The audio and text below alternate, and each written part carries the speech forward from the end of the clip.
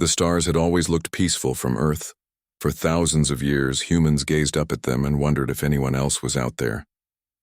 When they finally built ships fast enough to reach other solar systems, they got their answer. They were not alone. The galaxy was full of life, and it was ruled by something called the Galactic Council. The Council had been in charge for 12,000 years. They controlled everything. Every planet, every species, every law. When humans first met them, the Council looked at Earth's representatives like adults looking at children. Humans were new, primitive, and small. The Council decided humans needed to be controlled before they became dangerous. Commander Jake Morrison stood on the bridge of the warship Valiant and read the message from the Council. His hands shook slightly as he held the datapad. Next to him, Lieutenant Sophie Grant leaned over to read it too. Her face went pale. "They want us to give up all our weapons," Sophie said quietly. "Every ship, every gun, everything. And they want us to let them rule Earth." Jake looked at the words again, hoping he had read them wrong. He had not. The Council was giving humanity 72 hours to surrender completely or face war. 300 of their warships were already waiting at the edge of Earth's solar system. Captain Lisa Hayes sat in the command chair behind them. She was a veteran of the Mars Colonies War and had fought pirates in the asteroid belt for 10 years. She had seen combat before, but never anything like this. "What does Earth Command say?" Jake asked her. Lisa touched her console and brought up the latest transmission from Admiral Frank Cooper on Earth. "He's meeting with all the military leaders now, but I think we know what they'll decide." She was right. Humans had fought their way through history. They survived ice ages, diseases, and countless wars among themselves. They had clawed their way from caves to starships. No one thought they would just give up now. The response came faster than anyone expected. Admiral Frank Cooper's voice came over every speaker on every human ship. It was also broadcast on open channels so the Council fleet could hear it clearly. "This is Admiral Frank Cooper of Earth Defense Command. We received your message. Humanity rejects your demands. We are free people and we will stay free. You chose war. So let us show you how it's done." On the Council flagship, Supreme Commander Thaxul listened to the human message. He had 4 arms and skin like blue leather. His species, the Vryn, had conquered 40 star systems before joining the Council. He had seen hundreds of species surrender when faced with the Council's power. He almost laughed at the human response. These primitives thought they could fight the Council? They had been in space for less than 100 years. The Council had weapons that could destroy planets. Their shields could stop anything. Their ships were massive and powerful. "Prepare the fleet," Thaxul ordered his officers. "We will destroy their homeworld and make it an example. Other species will learn not to refuse the Council." But Thaxul did not know much about humans. The Council's files on Earth were incomplete. They showed human technology and human cities, but they did not show human history. They did not explain that humans had been fighting wars for 10,000 years. Fighting was what humans did best. They had refined it, studied it, and turned it into science. Every human soldier knew the names of ancient battles. They studied generals from thousands of years ago. They read books about strategy written before humans even had gunpowder. War was in their culture, their history, their blood. The Council had been peaceful for so long that they forgot what real war looked like. Their battles were simple. Show up with the bigger fleet, demand surrender, and the enemy would give up. It had worked for thousands of years. It would not work with humans. Jake looked at the tactical display showing the Council fleet. 300 ships, each one bigger than anything Earth had ever built. The largest human ship was the Valiant, and 20 Council ships were bigger than her. "We're outnumbered and outgunned," Sophie said, stating the obvious. "Yes," Jake agreed, "but they don't know how we fight. They think this will be easy." Lisa Hayes stood up from her command chair. "All crew, this is the captain. We're about to go to war with an enemy that thinks we're primitives. They think we'll break and run. Let's show them what humans are really like. Man your stations." The crew of the Valiant rushed to their positions. In the engine room, teams checked every system twice. In the weapons bay, technicians loaded missiles and charged the railguns. In the medical bay, doctors prepared for casualties they knew were coming. All across the solar system, other human ships did the same. There were only 87 warships in Earth's defense fleet. Against 300 Council ships, the math was simple and brutal. But humans had never been good at accepting what the math told them. Admiral Frank Cooper sat in the command center deep under the mountains of Colorado. Holographic displays surrounded him, showing every human ship and every council ship. He had fought in 3 wars during his long career. He knew what was coming. "They'll expect us to meet them head-on," said General Amy Richards, standing next to him. "Standard battle formation, ships against ships." Frank nodded slowly. "Then we won't do that. We'll fight our way, not theirs." He started sending orders to every ship, every station, every hidden weapons platform scattered through the asteroid belt. Humans had been preparing for this moment since they first learned about the Council. They knew peace might not last. The Council fleet began moving into the solar system. They passed Jupiter's orbit in perfect formation, hundreds of massive ships blocking out the stars. They were confident, powerful, and certain of victory. On the Valiant, Jake watched them come. His heart was pounding, but his hands were steady. Next to him, Sophie checked the weapons one more time. Behind them, Lisa Hayes gave the order they had been waiting for. "All ships execute Operation Phantom Strike." The real war was about to begin, and the Council was about to learn that humans did not fight fair. They fought to win. The Council fleet moved through space like a steel wall. 300 warships advanced in perfect lines, their formation so precise it looked like a military parade. Supreme Commander Thaxul stood on his bridge and felt satisfied. This would be quick and easy, just like always. Lieutenant Ben Carter sat at the tactical station on the Valiant and watched the enemy fleet on his screens. He had been studying their formation for the past hour and noticed something important. "Commander Morrison, they're not protecting their flanks," Ben said. "They're configured for a frontal assault only." Jake looked at the display and smiled. The Council was so confident they would win that they were not even bothering with basic defensive tactics. They thought the humans would just line up and fight ship to ship. "They've been doing this for 12,000 years, Sophie said. "Every species they fought just surrendered or got crushed. They don't know how to fight an actual battle anymore." Captain Lisa Hayes stood from her command chair. "Then let's teach them. Ben, activate the mines on my mark." The asteroid belt between Mars and Jupiter was full of rocks, ice, and debris. It had been that way for billions of years. But in the past 72 hours, humans had added something new. Thousands of automated weapons platforms disguised as asteroids now floated among the real rocks. The Council fleet entered the asteroid belt without slowing down. They barely scanned the area. Why would they? Asteroids were harmless. "All mines activate and detonate," Lisa ordered. Space erupted in light and fire. Nuclear explosions blossomed throughout the Council formation like deadly flowers. The mines had been positioned perfectly, calculated to hit the weakest points in their ships. The Council vessels had their shields facing forward, leaving their sides exposed. 47 Council ships exploded in the first 30 seconds. The massive warships were torn apart from the inside, their armor no match for nuclear fire at close range. Debris and bodies scattered through space. "Direct hits on 47 targets," Ben reported, his voice filled with shock. "We just destroyed 47 ships." On the Council flagship, alarms screamed. Thaxul watched his fleet take devastating losses and could not believe what he was seeing. His tactical officer was shouting damage reports. Ships were burning, crews were dying. How did they do this? Thaxul roared. "How did primitives set a trap for us?" "They seeded the asteroid belt with weapons, Supreme Commander," his tactical officer said. "Our scouts never detected them." "Then destroy everything," Thaxul shouted. "Every human ship, every station. Kill them all!" The Council fleet opened fire, and the humans learned what real firepower looked like. Energy beams lanced through space, each one powerful enough to vaporize a small city. The beams hit the Valiant's shields, and the entire ship shook violently. "Shields down to 60%, Ben called out over the alarms. "One more hit like that and we're finished." "All ships scatter," Lisa commanded. "Execute dispersal pattern Delta. Make them chase us." The human fleet broke apart into small groups. Each group of 3 or 4 ships darted between asteroids, using the rocks for cover. The Council ships were huge and powerful, but slow to turn. They struggled to target the smaller, faster human vessels. It was like watching tigers try to catch wolves.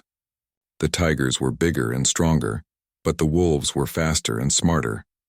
Jake coordinated the fighter squadrons from the Valiant. Dozens of small one-man fighters launched from the human ships and swarmed toward a Council destroyer. "Remember your training," Jake told the pilots. "Hit the engines first, then the command deck.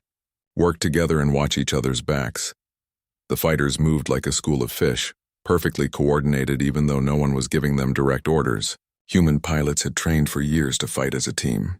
They struck from different angles, overwhelming the destroyer's defensive guns. The Council ship tried to shoot them down, but for every fighter they destroyed, 3 more got through. Within minutes, the massive destroyer's engines were gone. Then the command deck exploded. The ship went dark and started drifting, powerless and burning. But the victory came at a terrible cost. For every Council ship the humans destroyed, they lost 5 of their own. The math was brutal. The Council had more ships, bigger guns, and stronger shields. Sophie pulled up the casualty reports and felt sick. The Earth Defense Ship Guardian was gone, destroyed with all hands. The Mercury station had been hit and was venting atmosphere. Hundreds of people were dead already, and the battle had only been going on for an hour. "We can't keep this up," she said quietly to Jake. "I know," he replied, "but we have to make them bleed for every inch. We have to buy Earth time." On Earth, Admiral Frank Cooper watched the battle from his command center. The holographic displays showed ships dying, both human and Council. The numbers were not good. At this rate, the human fleet would be gone in 2 days. General Amy Richards stood next to him, her face grim. "We're losing, Frank. We need to pull back, regroup." "Not yet," Frank said. "We're executing the plan. Every minute they spend fighting us in the asteroid belt is a minute we use to prepare the real surprise." He opened a communication channel to all surviving ships. "All vessels, this is Admiral Cooper. Fall back to Mars. Repeat, fall back to defensive line Mars. We're moving to Phase 2. The human ships broke off from the fight and started retreating toward Mars. The Council fleet pursued them, thinking they had broken the human will to fight. Supreme Commander Thaxul watched the humans run and felt triumphant. "They're retreating. The primitives finally understand they cannot win. Should we pursue, Supreme Commander?" his tactical officer asked. "Yes, we end this at Mars. Destroy their defensive line, then move on to Earth itself." But as the Council fleet chased the humans toward Mars, they did not notice the second wave of mines activating behind them. They did not see the weapons platforms hidden in the debris of destroyed ships. They did not understand that every move they made had been predicted, planned for, and turned into a trap. The humans were not running away. They were leading the Council exactly where they wanted them to go. Jake looked at the tactical display and saw the Council ships following them into the next kill zone. "They still think this is a normal battle. They still think they're winning." "Let them think that," Lisa said. "Right up until we show them what Phase 2 really means." The battle was far from over. In fact, it was just beginning. The human fleet reached Mars and formed a defensive line in orbit around the red planet.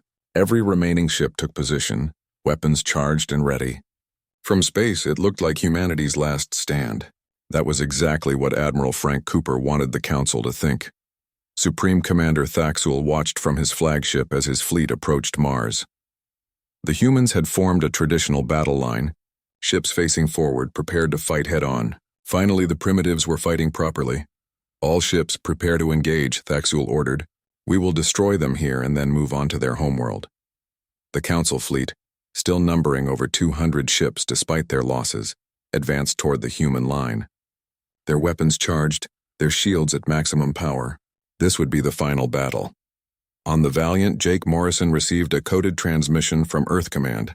He read it twice to make sure he understood correctly, then smiled. "Sophie, transmit the activation codes to all ships," he said. "Ben, prepare the jump drive." Ben looked confused. "Jump drive? But we're nowhere near a jump gate. We'd need hours to calculate a safe jump." "Who said anything about a safe jump?" Jake replied. The Council used massive jump gates to travel between star systems. These gates were enormous structures that took years to build and required complex calculations. You plotted your course carefully, double-checked everything, and then jumped. It was safe, reliable, and slow. Humans had developed something different. While studying captured Council technology, human scientists had created short-range tactical jump drives. These drives could move a ship instantly across short distances without needing a gate. The problem was they were dangerous, unpredictable, and failed 20% of the time. When they failed, the ship simply vanished, crew and all. But when they worked, they allowed ships to appear exactly where the enemy did not expect them. "All ships, jump on my mark," Captain Lisa Hayes said calmly. 3, 2, 1, mark. The entire human fleet vanished from in front of the Council forces. One moment they were there, the next they were gone. The Council ships fired at empty space, their weapons hitting nothing. On the Council flagship, every alarm started screaming at once. Thaxel stared at his tactical display in confusion. Where did they go? Ships cannot just disappear. His tactical officer's hands moved frantically over his console. Supreme Commander, they've reappeared behind us. All of them behind our formation. The human fleet had jumped past the Council forces entirely. Now they were behind them, and the Council's rear shields were weak. The Council had never imagined an enemy could get behind them. All weapons fire, Lisa ordered. The concentrated fire from 80 human ships hit the Council's command vessels from behind. 3 of the massive command ships exploded immediately, their shields unable to handle the unexpected attack. 4 more were crippled, their engines destroyed and power systems failing. Thaxel's own ship shook violently as weapons fire hammered into the rear shields. "Return fire! Turn the fleet around!" But turning a fleet of massive ships in space took time. The Council vessels began their slow rotation, while the human ships poured fire into their vulnerable rear sections. More Council ships exploded or went dark. Then the human fleet jumped again, appearing in a completely different position. The Council ships turned to face them, and the humans jumped once more. "They're toying with us," Thaxel said in disbelief. "These primitives are toying with us." But the human tactics came with a terrible price. On the Earth defense ship Guardian, the jump drive overloaded during the 3rd jump. The ship exploded from the inside, killing all 300 crew members instantly. On the Defiant, a calculation error caused the ship to appear inside an asteroid. Both ceased to exist in a flash of light. "We just lost 7 more ships to jump failures," Sophie reported, her voice tight. "The drives can't handle this many jumps." Jake looked at the casualty list and felt each name like a physical blow. These were people he knew, people he had trained with. But they were winning. Despite the losses, they were actually winning. In the command center on Earth, Admiral Frank Cooper watched the battle unfold. The jump drives were working better than expected, but ships were still dying. And now his scouts brought news that made everything worse. "Admiral, we have a problem," General Amy Richards said urgently. A second Council fleet just entered the solar system. 200 more ships coming from the outer rim. Frank closed his eyes for a moment. 500 Council ships total. Even with the jump drives, even with their superior tactics, humans could not win against those numbers. Not in a straight fight. "Then we change the game," he said quietly. He opened a channel to Captain Hayes. "Lisa, this is Cooper. Fall back to Earth. All ships fall back immediately. We're initiating Protocol Scorched Sky." Lisa Hayes received the order and understood what it meant. Protocol Scorched Sky was the last resort, the final plan. She did not hesitate. "All ships," you heard the Admiral, "fall back to Earth orbit. Jump drives to maximum range. Execute Protocol Scorched Sky on my mark." The human fleet jumped one more time, appearing in orbit around Earth. The Council forces, now combined into one massive fleet of 500 ships, pursued them. From their perspective, they had won. The humans were cornered against their own planet with nowhere left to run. Jake stood on the Valiant's bridge and looked down at Earth. He could see the continents, the oceans, the clouds. Somewhere down there, his sister was hiding in a shelter with her 2 children. His parents were in another shelter on the other side of the planet. Everyone he loved was down there, waiting to see if they would live or die. "All ships in position," Sophie reported. "Protocol Scorched Sky is ready to execute." Supreme Commander Thaxel looked at Earth hanging in space like a blue jewel. Around it, the remaining human ships formed a thin defensive shell. Pathetic. He had 500 ships. They had maybe 60 left. "Send the surrender demand one more time," Thaxel ordered. "Give them one last chance to save their world." The message was transmitted to Earth. Surrender now, or watch your planet burn. Humanity had 1 hour to decide. Admiral Frank Cooper received the message and deleted it without reading the whole thing. He knew what it said.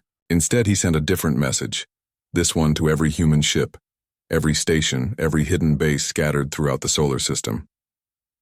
"This is Admiral Cooper. Execute Protocol Scorched Sky. Launch everything.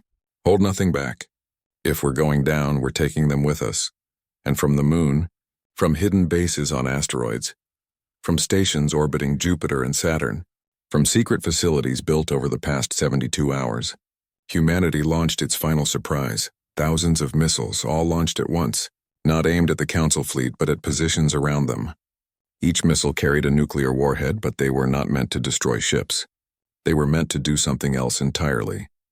Lisa Hayes watched the countdown on her screen. Detonate all warheads on my mark. 3, 2, 1 mark. 4,000 nuclear weapons detonated simultaneously in a sphere around the Council fleet. The explosions did not destroy the ships. Instead, they created something else, an electromagnetic pulse so massive it disrupted every electronic system within range. The Council ships went dark. Their shields failed, their weapons stopped working, their engines shut down. 500 of the most advanced warships in the galaxy became nothing more than floating metal coffins. And then the human ships, shielded and prepared for the pulse, opened fire on the helpless Council fleet. The Council fleet floated in space like dead metal. 500 warships, the pride of the Galactic Council, were powerless. Their shields were down, their weapons offline, their engines dark. The electromagnetic pulse had shut down every system simultaneously. Inside the Council flagship, emergency lights flickered on. Supreme Commander Thaxul pulled himself up from where the sudden power loss had thrown him. Around him, his crew worked frantically at dead consoles. "Damage report," he demanded.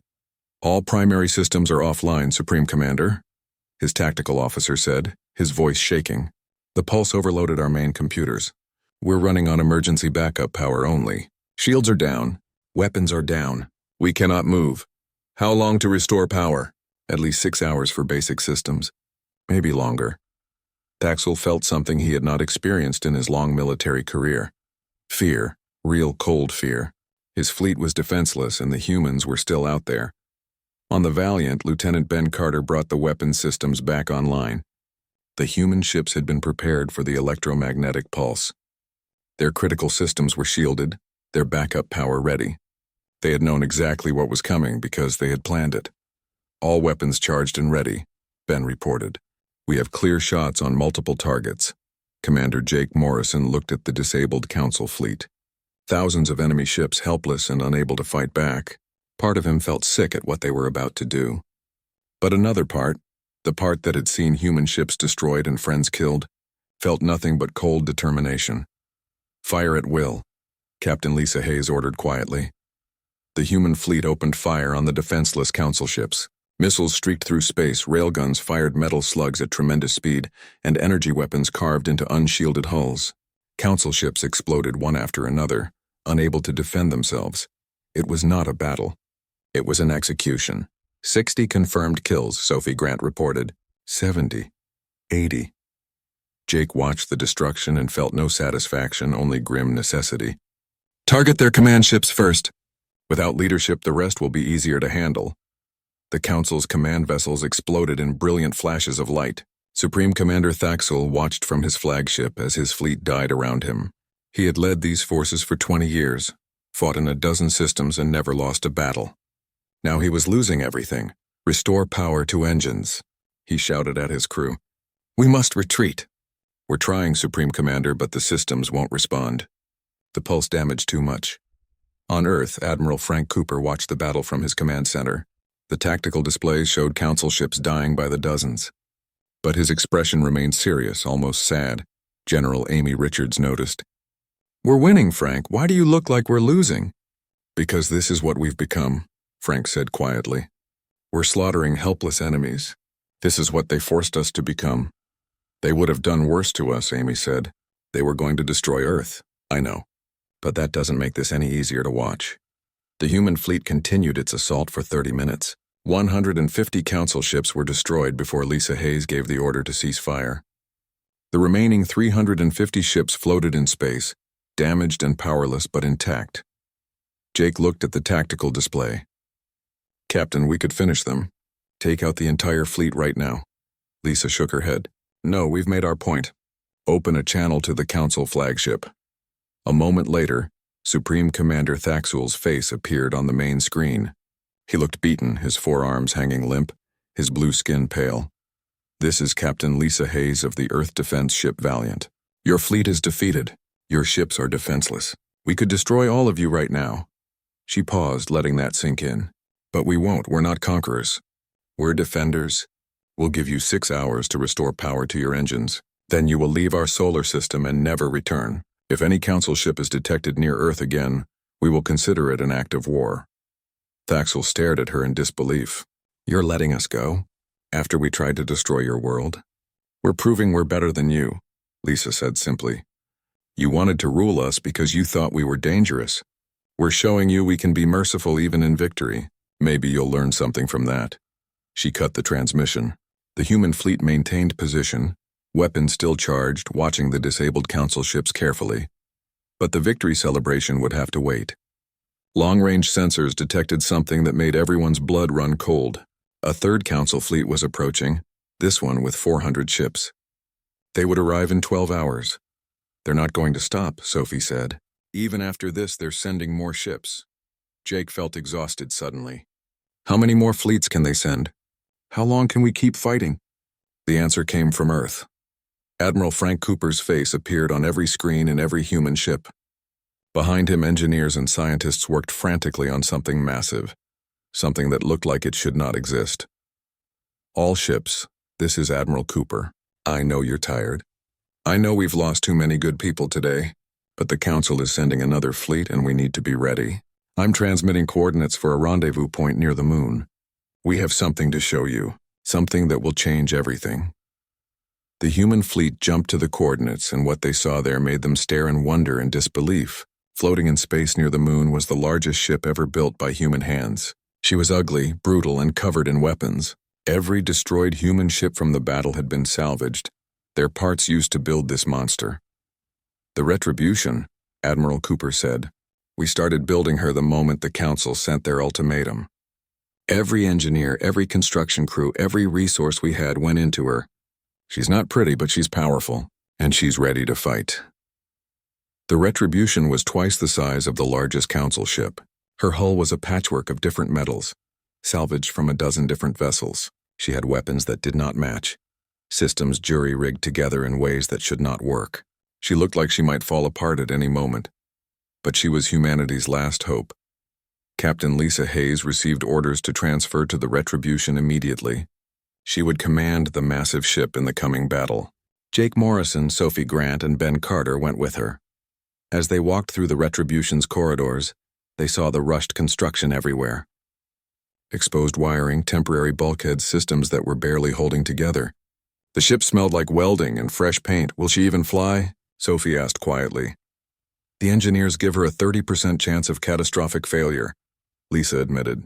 But if she works, if all these systems function together, she'll be the most powerful warship ever built. They reached the bridge, a massive space filled with stations and screens. The crew was already there, people pulled from a dozen different ships. They looked tired, scared, but determined. Lisa sat in the command chair and felt the weight of responsibility settle on her shoulders. In 12 hours, the Council's third fleet would arrive. The Retribution would either save humanity or explode trying. All stations report status, she ordered. One by one, the stations reported in. Weapons ready, engines ready, shields ready. Everything was as ready as it could be given the rushed construction. Jake stood next to Lisa's chair and looked at the tactical display showing the approaching Council fleet. 400 ships, all of them wanting revenge for what happened to the first two fleets.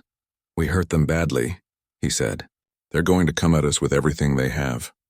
Good, Lisa said grimly. Let them come. We'll show them that humans don't surrender.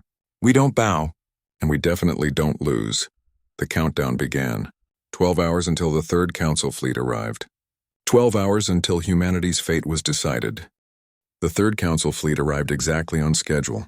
400 warships dropped out of faster-than-light travel at the edge of Earth's solar system. They were fresh, undamaged, and hungry for revenge. News of the first two fleets' defeats had spread through the Council, and now they wanted to make an example of humanity. High Commander Vextar led this fleet. She was from a different species than Thaxul, with 6 legs and crystalline skin that reflected light in rainbow patterns. She had studied the reports from the previous battles and learned from them. She would not make the same mistakes. Scan everything, Vextar ordered her tactical officer. Every asteroid, every piece of debris, every unusual reading. These humans use tricks and traps. We will not fall for them. The Council fleet advanced slowly, carefully scanning as they moved. They detected the minefields in the asteroid belt and destroyed them from a distance.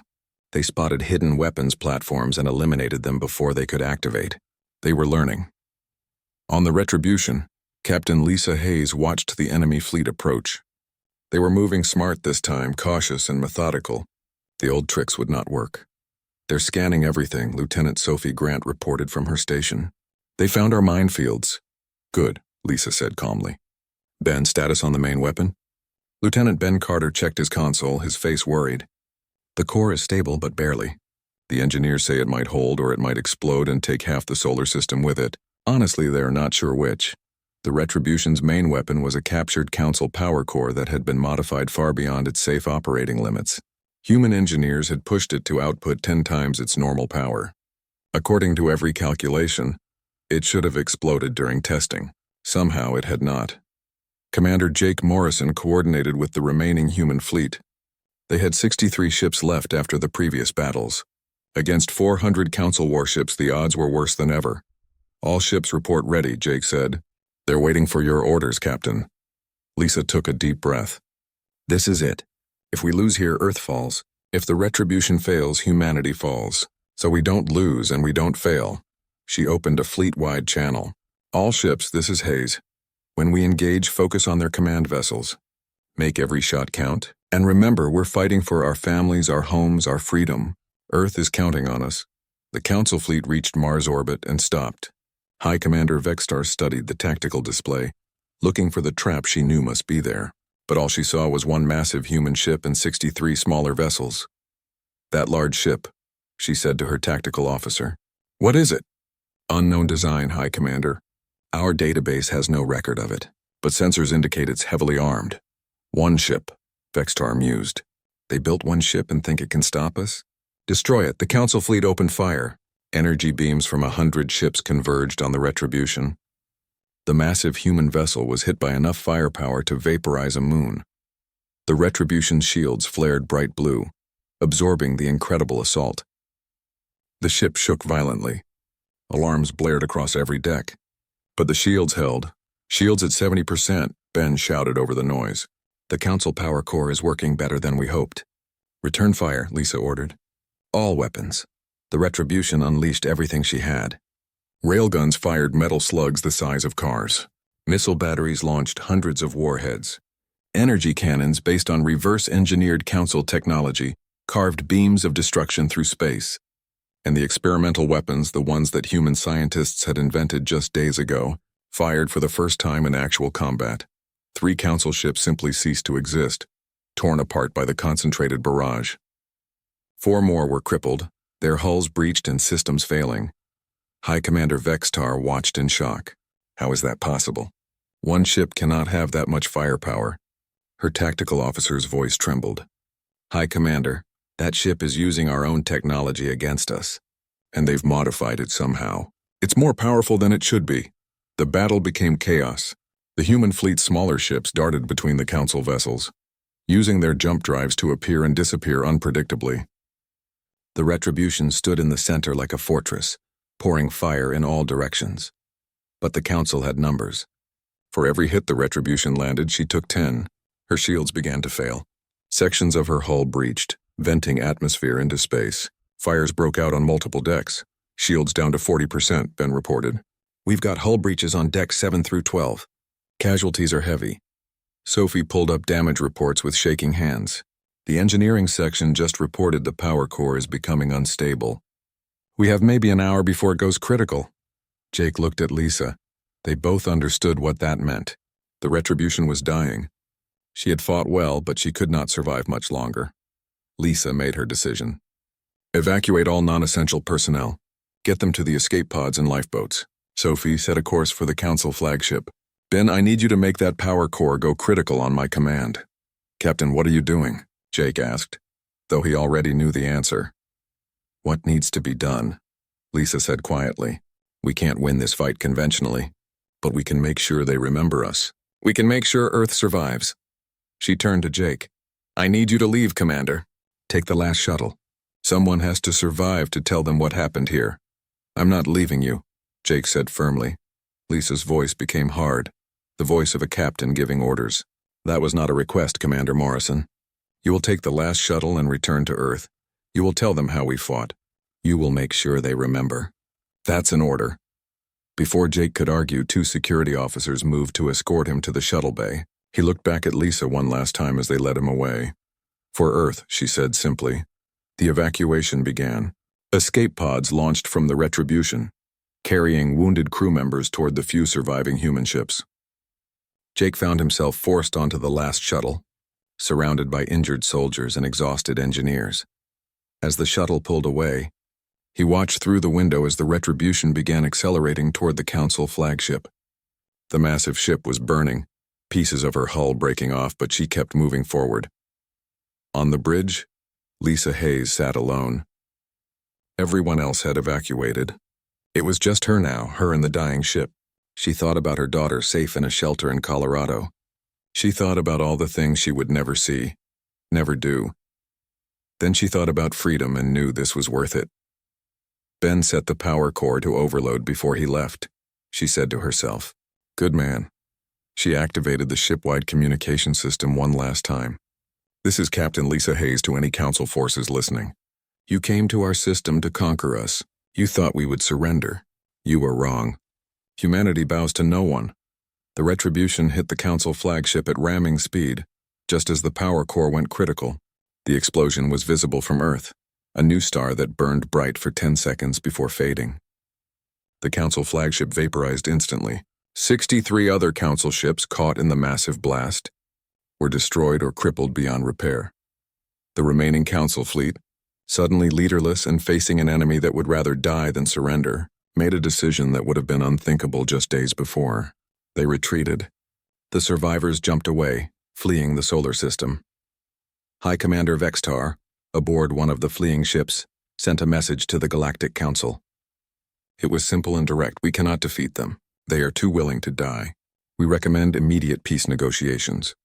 On Earth, Admiral Frank Cooper stood in silence as reports came in. The Council fleet was gone. Earth was safe. But the cost had been terrible. 70% of the human fleet destroyed, thousands dead. Some of the best people he had ever known were gone. Commander Jake Morrison, now promoted to captain, stood before the memorial wall where names were being added. Captain Lisa Hayes, Lieutenant Ben Carter, Lieutenant Sophie Grant, and so many more. Admiral Cooper joined him. They'll be back someday. The Council won't forget this. I know, Jake said. But next time we'll be ready. Next time the whole galaxy will know what happens when you threaten humanity. And what's that? Jake smiled grimly. They'll learn that we meant what we said. Since they chose war, we showed them exactly how it's done. 3 months later, the Galactic Council convened an emergency session. For the first time in their 12,000-year history, they voted to recognize a new species as equals rather than subjects. The vote was unanimous. No species wanted to fight humanity again. Earth's representative, Admiral Frank Cooper, addressed the Council. We did not want this war. We wanted peace. But when you forced us to fight, we fought with everything we had. Let this be a lesson to the galaxy.